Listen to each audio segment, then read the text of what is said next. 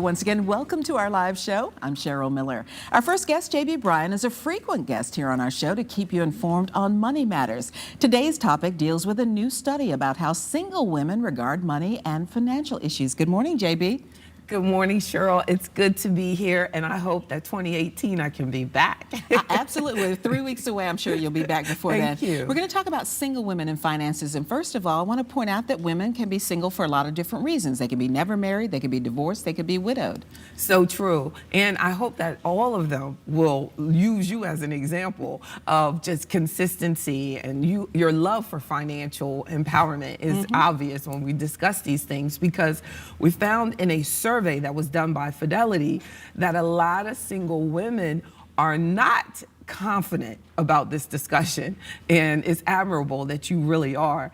And so I want to encourage them through this discussion and through the study that actually it was, Cheryl, the widows who were the most financially confident among single women. I'm glad that you broke out the categories, because each of them have different distinctions. And I'm surprised about that, because a lot of times women, particularly of a certain generation, pass on the financial responsibility to the husband, and then when the husband passes away, they're left not knowing where anything is. Yes, and the advice from the widow was to not do that.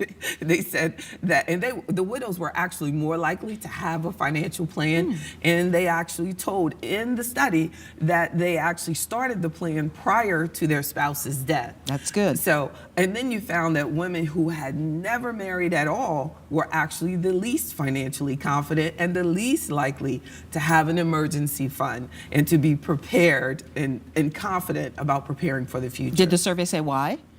I actually thought that it was probably because in the survey you couldn't tell the difference between the ages. So the widow was more likely to be a mature woman. The woman who's never married was more likely to be the younger person that's surveyed. So they didn't break it down by which age group these women were. So you never know, because it was for women 18 and over. Okay. So according to the survey, what was the biggest financial worry of the single woman? The biggest financial worry was being prepared for retirement. And then it led to, after being prepared for retirement, the next one was actually having the emergency fund that they may need. And the next one was surviving a job loss. You know, so, and amazingly though, that the men actually, their number 2 concern was surviving a job loss, where that was third for women. You know, women were just, being able to make ends meet in general. So it sounds like the biggest key then is to sacrifice a little now so that you can be prepared later on when things might happen. It's true, and women are very good at that, Cheryl. Survey said that women save, save, and save. So I want to encourage us now is to move that next step, to move past saving and learning more about investing. And that's where the challenge is. I remember about 20 years ago, Oppenheimer did a survey, and it said that women generally save more than men, but they end up with less, unfortunately, in many cases, because of the investment choices. They tend to be more conservative. And now here we are 20 years later, Fidelity bringing out a study that's saying we're doing the same thing. So we have to begin to invest, to look at the options. In many cases, it might mean hiring a financial professional to assist you if you don't feel confident, because we really have to outpace inflation. So we have to look at investing, going past just having your money saved in cash. It's interesting, because I did just read something recently that said millennials are not interested in the stock market. They're bypassing that, looking for other investment opportunities. And that could be an interesting trend if that continues. And that's okay if they're looking at things like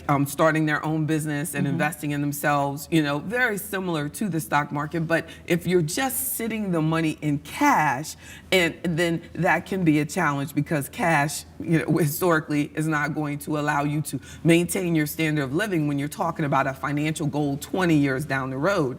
So the key there is to encourage single women to get a financial plan in place. They tend not to have a financial plan. It said only 5% of the women that went through a divorce actually sought out financial advice, when divorce is emotional, legal, and financial. And you could make mistakes when you're in that emotional upheaval.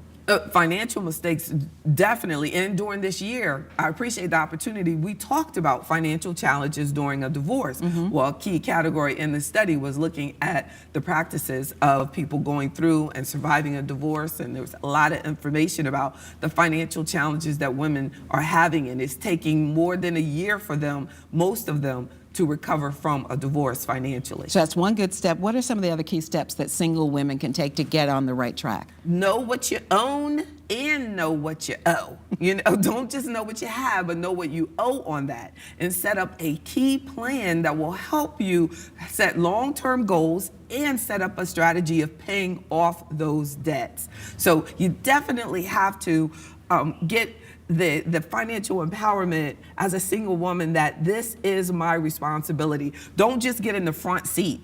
Take the steering wheel and change the gears. Get totally in charge. Drive your own future. Drive your own future. We really have to do that. And I think this study is bringing home the fact that we are making a lot more money, but it's what you do with that money. The widows will tell you it's very important to your financial future. Own your own future. Own it. All right. Thank you, JB. I want to be like you. I want to be like you. And JB Bryan offers free money seminars every Wednesday at noon and Sunday evenings. You can get more of her financial wisdom. You do need to pre-register for these events. You'll find a link to much more information on WTVR.com/VTM by early this afternoon.